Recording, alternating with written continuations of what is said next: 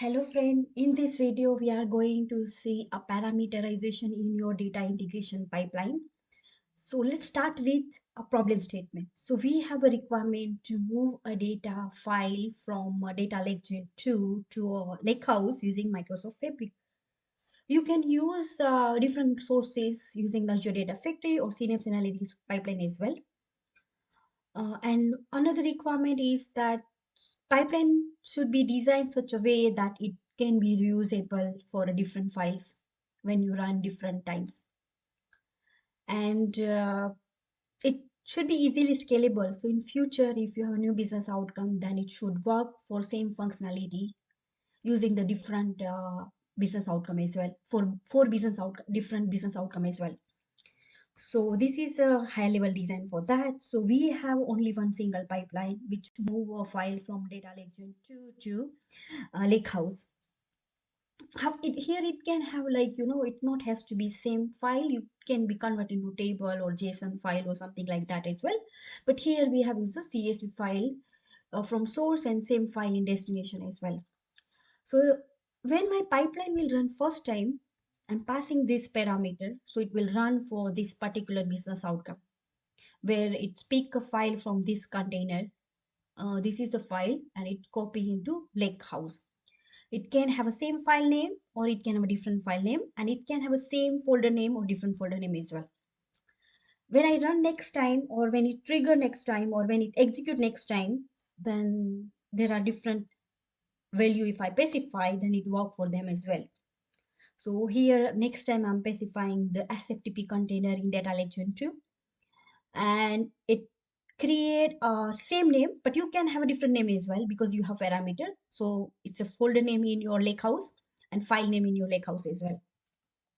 And in future, if there is a third business outcome come and it has same requirements, then I can use same pipeline, but I'm specifying different parameter names. So it's easily scalable as well. So let's see that in a browser here.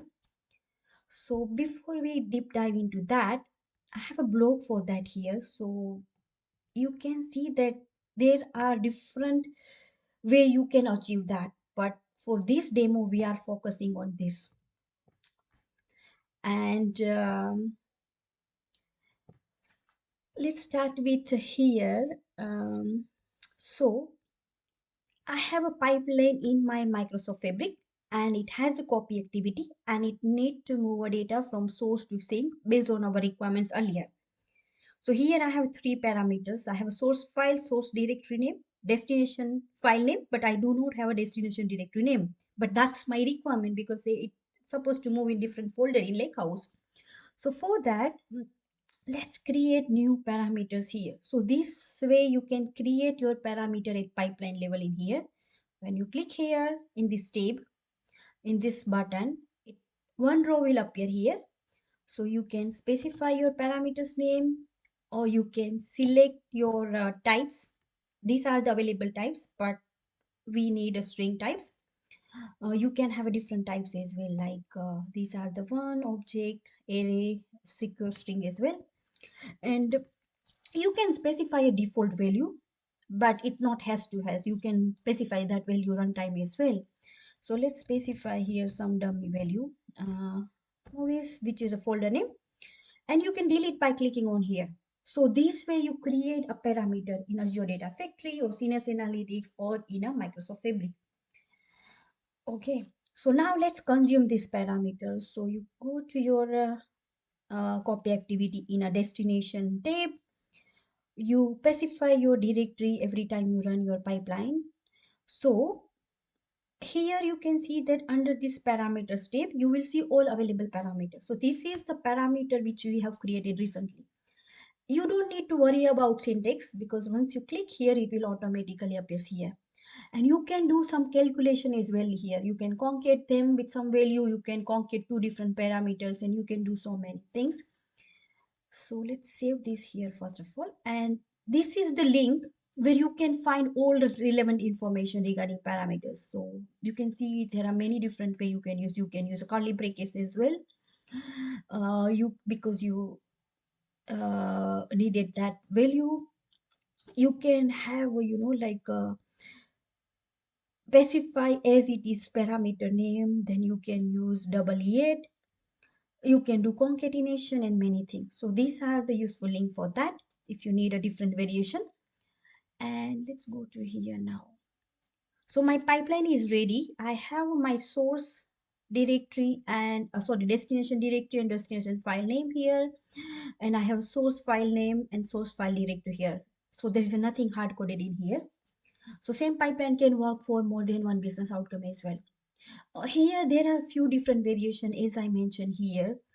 If you have more than one file in your business outcome, then you can use a for each loop as well. And sometimes you can use a wildcard as well, like start.c, because you have a different type of the file in your container and you are only interested into specific type of the file, then you can do that as well. And sometimes you can use a metadata driven pipeline approach where you use the parameters and tables together as well. So those are the approach, but we are using only this approach in this demo because that is the specific requirement. So that's why we have used this way. So now when I run this pipeline for first time, you can see that I need to specify a parameters. So at the moment I have specified default parameters. So you can see that here it is. So I'm run for movie one. But if I want to run for different business outcome or different value, then I can specify here at a runtime or at a schedule. When you schedule your pipeline, you need to specify these all parameters. So for example, you have three business outcome and you need to schedule your pipeline. Then this pipeline you need to schedule for three business outcome with a different value. Okay, so let's run this one. So when I run this one, it will automatically create one folder in Lakehouse in here, and it will move that file. So while it's running that, let's prepare for another business outcome, which is SFTP. So here you can see that I have one file and I'm interested to move that file into Lakehouse as well. So it has run successfully. So if I refresh this, you will see that there is a new container has created, folder has created. Inside there is one file. This is the file. Okay, so when I run my pipeline next time, let's run this pipeline again with different values. So let me run this and I'm now specifying, I think this is a file name, source file name. This is my source container name, which is SFTP. And I would like to have a different target name. You can rename your target file name. So let's say it's just this. And you can have a different container, same folder or different. So let's see SFTP. I'm just giving different name test. So you can have this as well. You don't need to have same container, same name as a container name. So this is the folder in my Lakehouse. So now when I run second time, same pipeline with a different value, what it will do? It will create a new folder here in my data lake and it plays a file. However, you can have a different parameters as well. If you like to have your destination as a table, then you can have a table name as well with a different connection. So let's refresh this. Should have a new folder which is sftp underscore test. This is the one, and it has new file as well. So in future, if I have a new business outcome, then I just need to specify their information as long as their source and sink are same.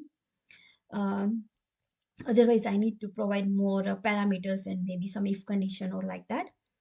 So we have ran a pipeline for a specific business outcome. So we have created a parameters and we have consumer parameters. Now let's see what is a parameter, because now you know what is a parameter. So parameter is just a value which you pass externally to customize your pipeline, to reuse your pipeline. So that is a one way you can use a parameter. But we will see in this later on in this video that there are a few different purpose you use a parameters. So now let's see a comparison of parameters. So if I go to here, so let's see a different scenario before that. So there are a few scenarios where you would like to use or you should use a parameter. So for example, if your file path has flexible, it not has to be same, or you have a different table in a same database, then you can use a parameter as a table name and schema name, or a file name, file path, file name and directory name. Or sometimes you only use for directory name. For source and sink, you need two different parameters. Other way you can use when you have a two different database, or you have more than one database, and you'd like to run your pipeline for selected different database, then you can create a parameter says link service level as well, and then it will pass to data set level as well. And if you have data flow, then data flow as well.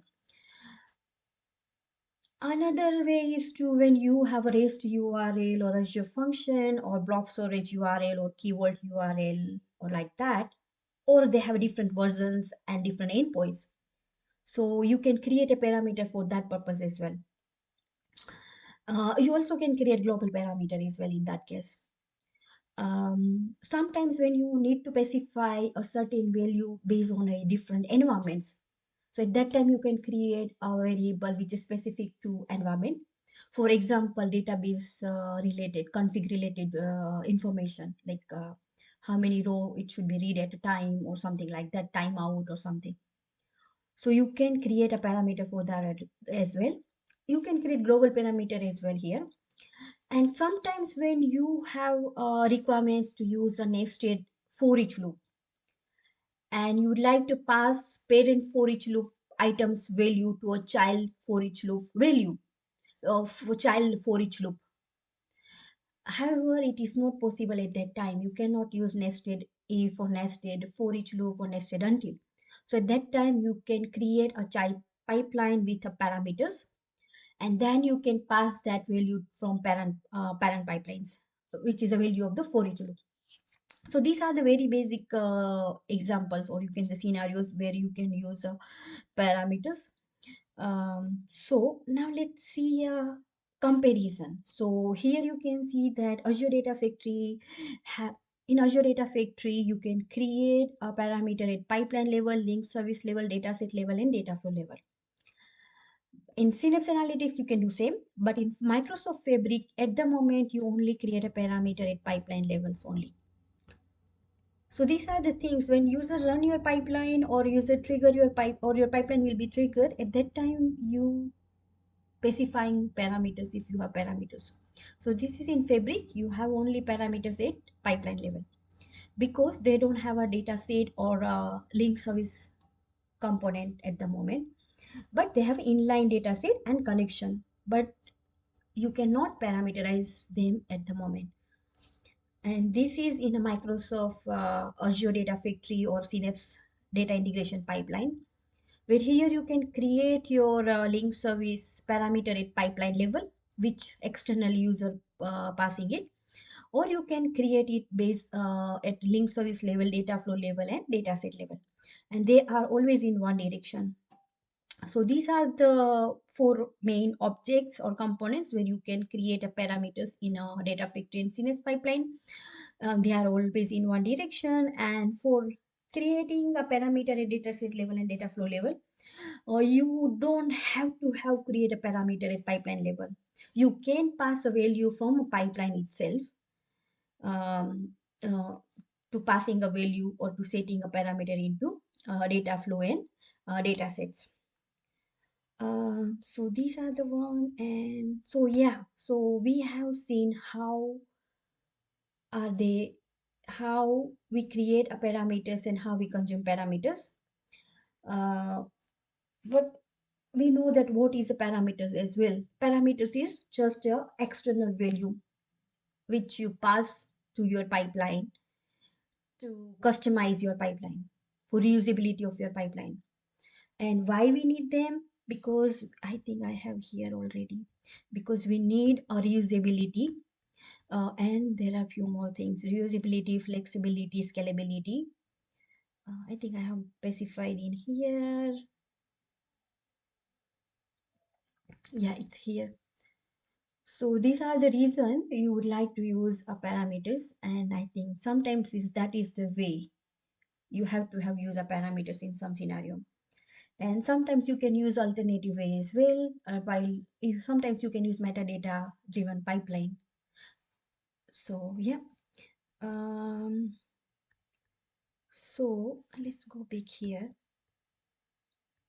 So we know now why we need a parameterization, and we also have seen a specific scenario as well. We have seen a comparison as well, and we have seen few scenarios where we can apply a parameterization. So with that, thank you for watching this video.